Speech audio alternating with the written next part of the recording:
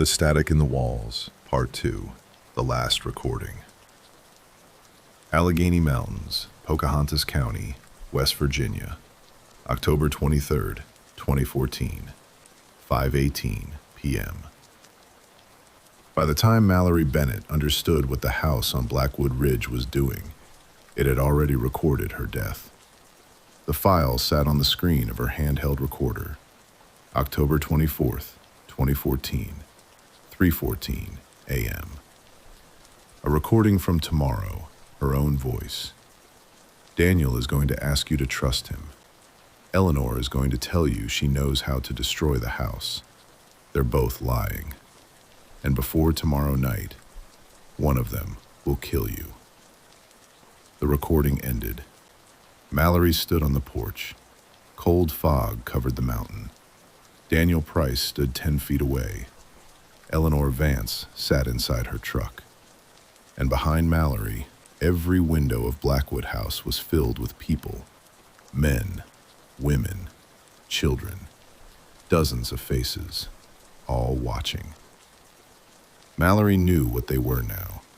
Not ghosts, not memories. People who were still alive. People the house had already heard dying. Then every person in every window raised one finger to their lips at the same time. Mallory's recorder activated. A man's voice whispered, "Now it knows you're listening."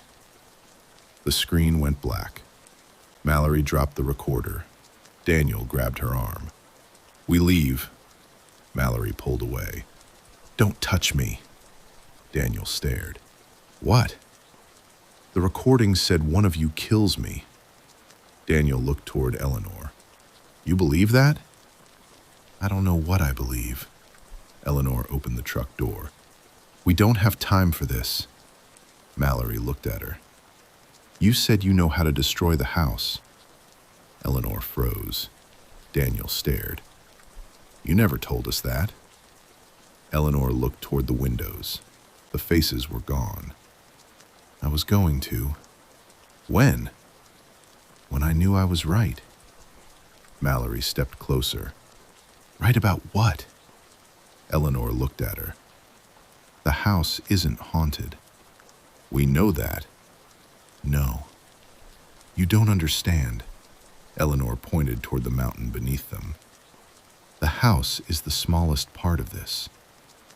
Silence. Daniel looked around. "What does that mean?" Eleanor walked toward the house. Mallory blocked her.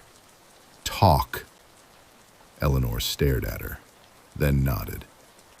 "My husband didn't hear my future voice once." "He heard it for 6 years." Mallory froze. "What?" "Every October. Same date. Same time. Same scream." Daniel looked at her. "And you never told anyone?" "I told Thomas Blackwood." Mallory stared. "Thomas Blackwood disappeared in 1928. Eleanor looked at her. "I don't mean Thomas." She looked toward the house. "I mean his son." Mallory felt cold. "Thomas Blackwood had no children." "That is what the records say," Eleanor continued. "His son's name was Samuel. He was born inside this house in 1902. His mother died during childbirth.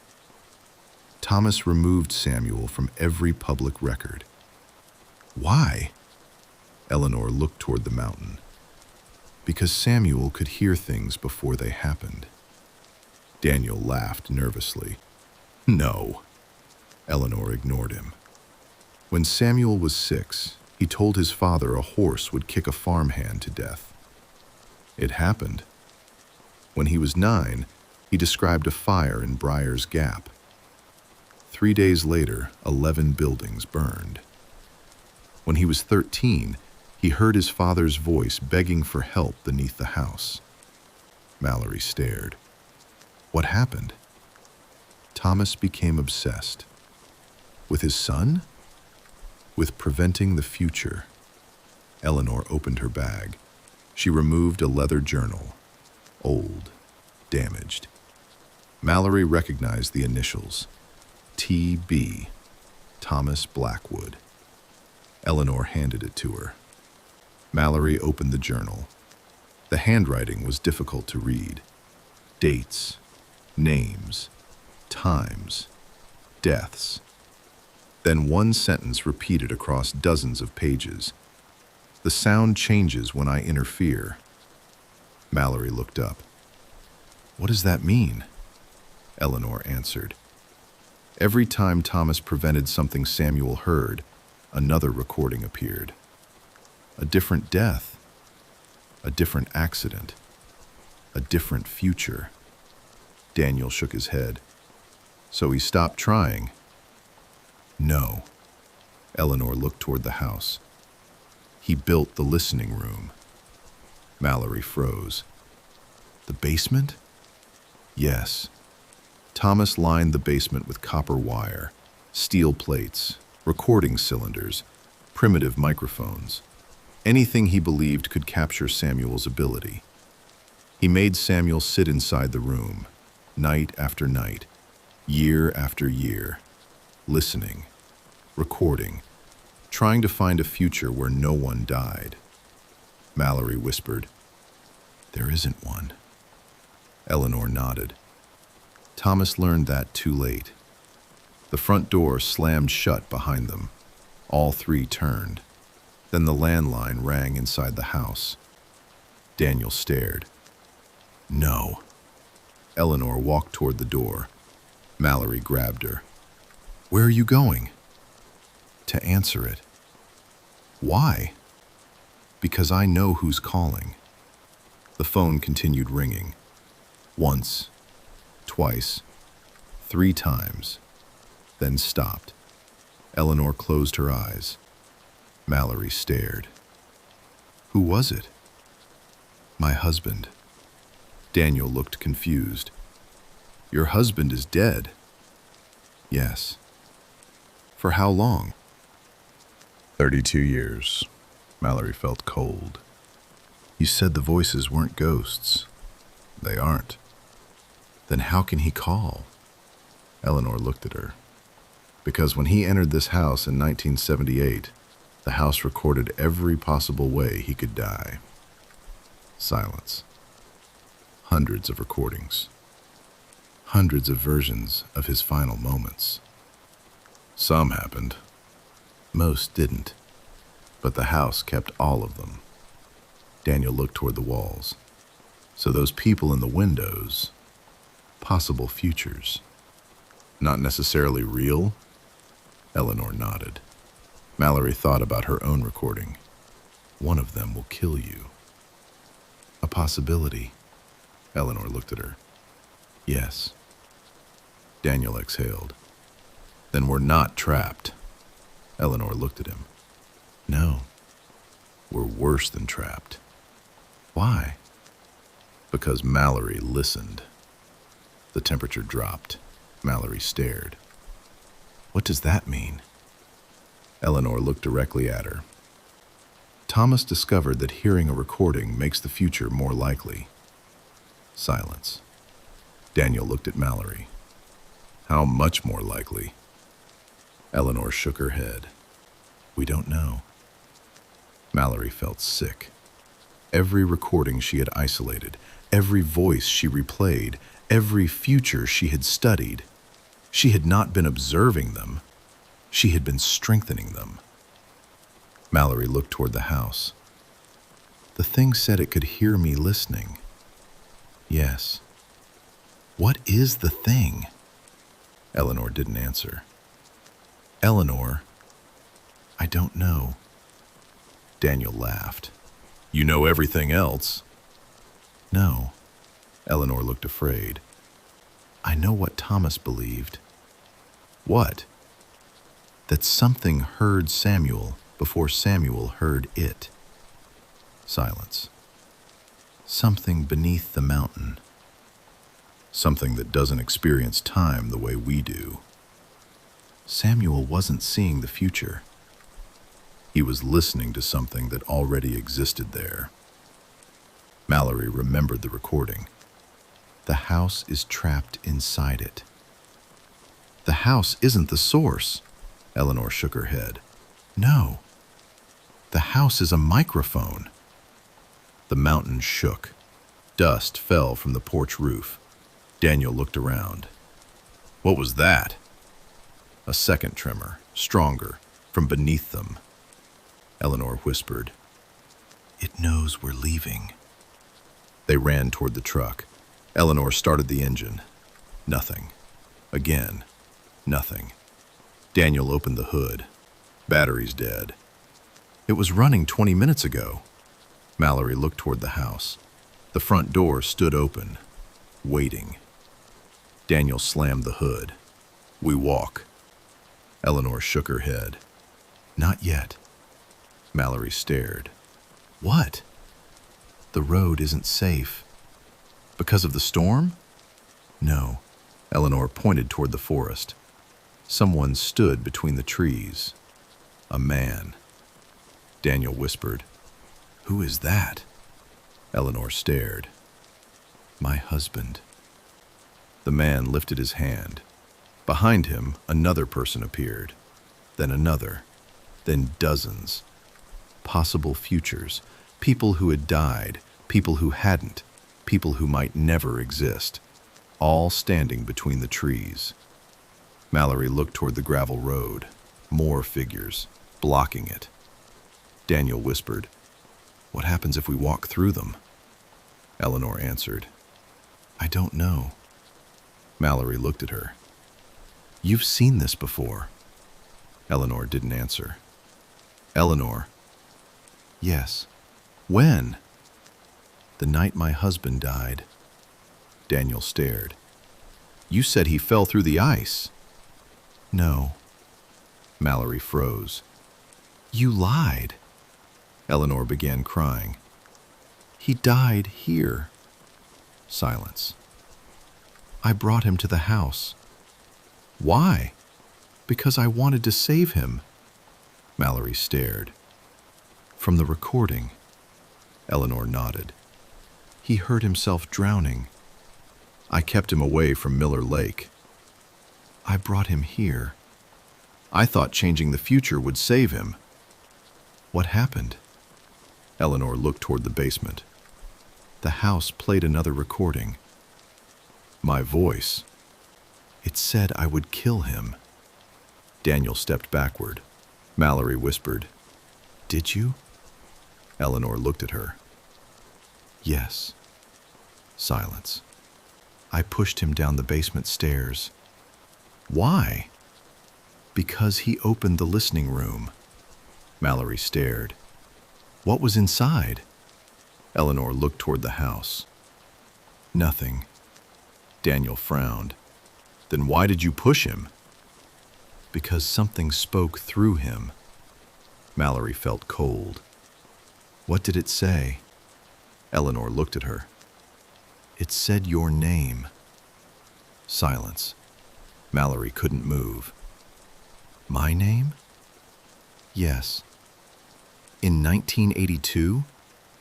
"Yes." "You didn't know me?" "No." Mallory stepped backward.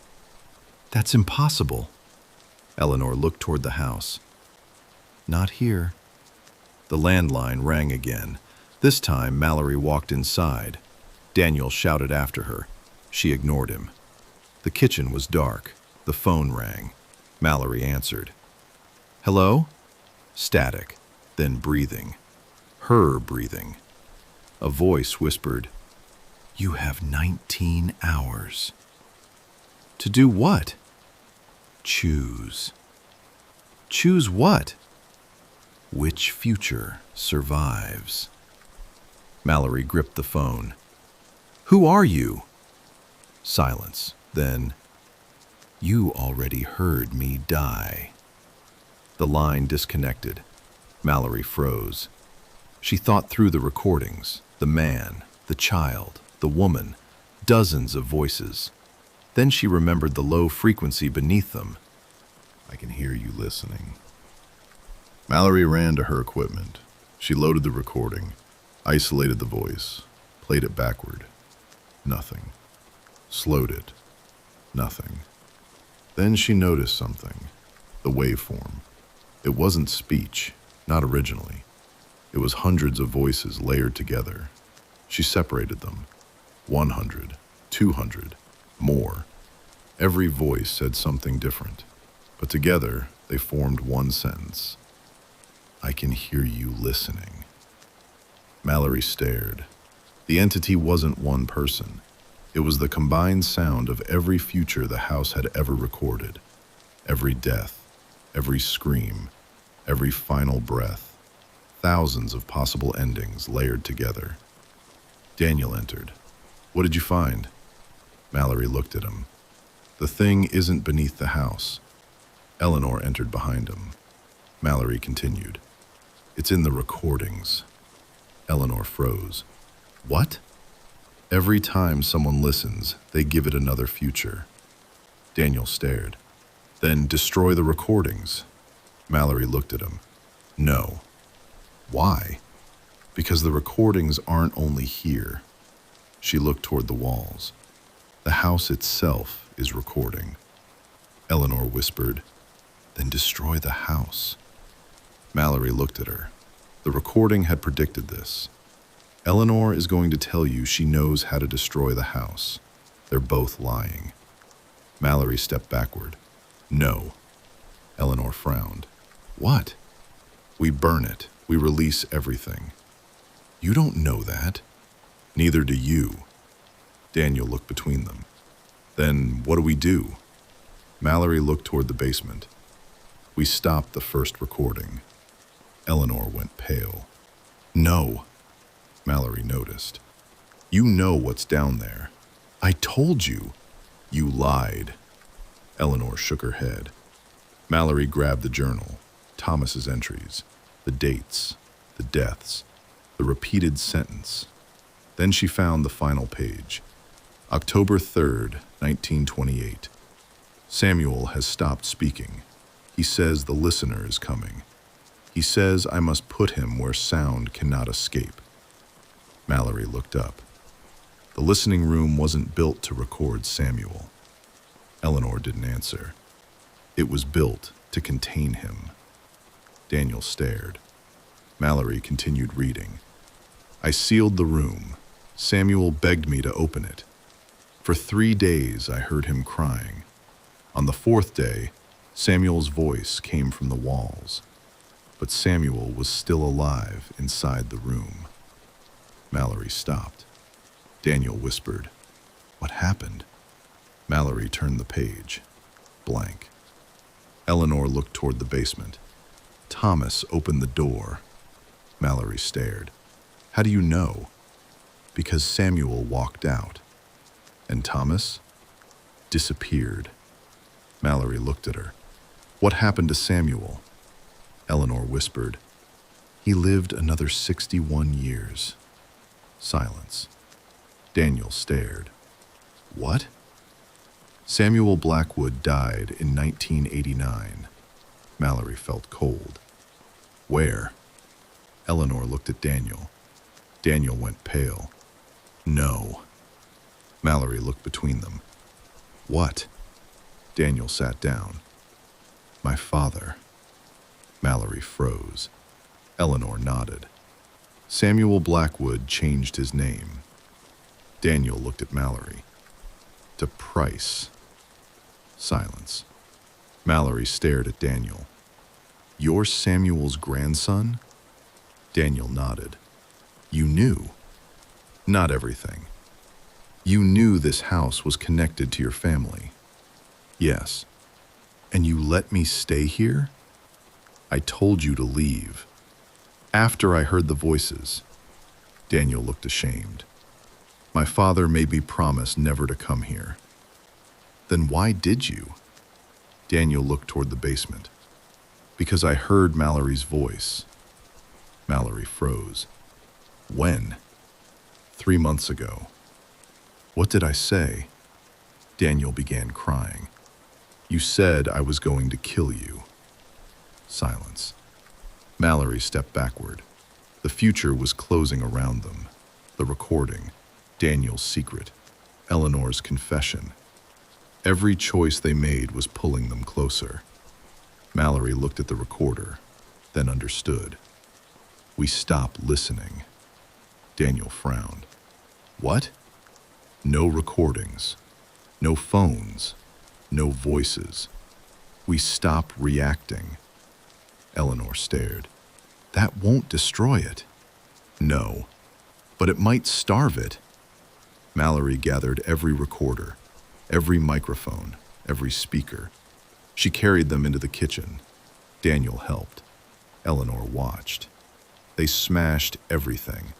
Laptop, recorders, microphones, phone, speakers. The house became silent. For the first time since Mallory arrived, no voices, no knocks, no scratching, nothing. 6:42 p.m., 7 hours until 3:14 a.m.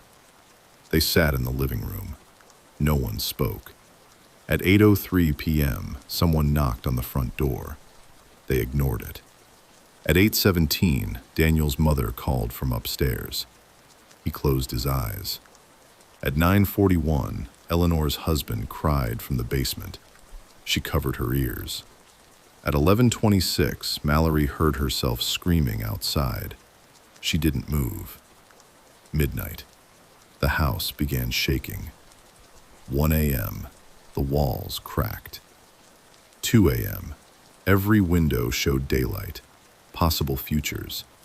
Daniel killing Mallory, Eleanor burning the house, Mallory hanging from the 3rd floor. They looked away. 3 a.m., 14 minutes. The basement door opened. No one moved. Footsteps climbed. Slowly, something entered the hallway. Mallory stared at the floor. Don't look, don't listen. 3:10, breathing behind her. 3:11. Daniel began crying. 3:12. Eleanor whispered, "I'm sorry." Mallory looked up. Eleanor held a gun. Mallory froze. The recording. One of them will kill you. Daniel stood. "Put it down." Eleanor pointed the gun toward Mallory. "You don't understand." Mallory stared. "You said that before." Eleanor cried. "It needs someone listening." If Mallory dies before 3:14, the recording ends. Daniel moved toward her. Eleanor turned the gun. "Stop!" Mallory looked at the clock. 3:13. 1 minute. Mallory understood. "Eleanor?" Eleanor stared. "The recording wants you to shoot me." "No." "Yes. You heard your future. You spent 32 years trying to prevent it. And every choice brought you here." Eleanor's hand shook. Mallory stepped closer. "Put the gun down." The walls began whispering, thousands of voices. "Shoot her. Save them.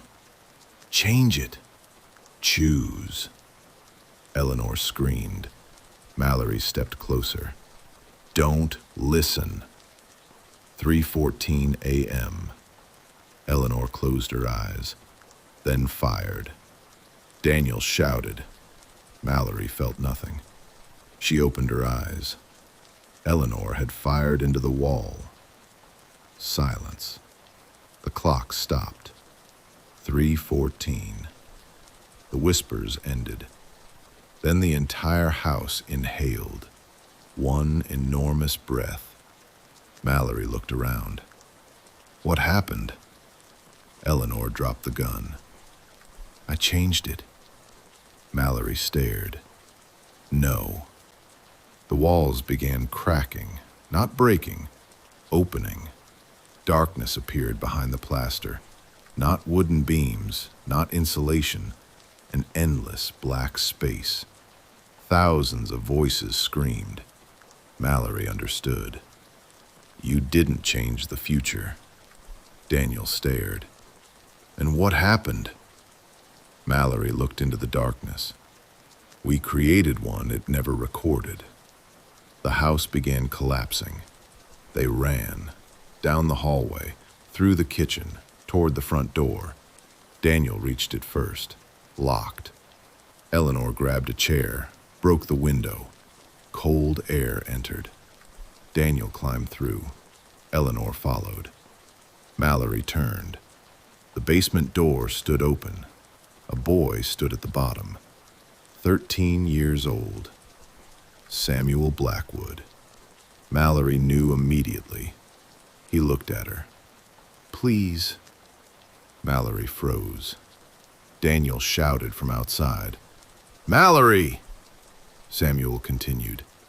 Don't leave me here. Mallory stared. You're not Samuel.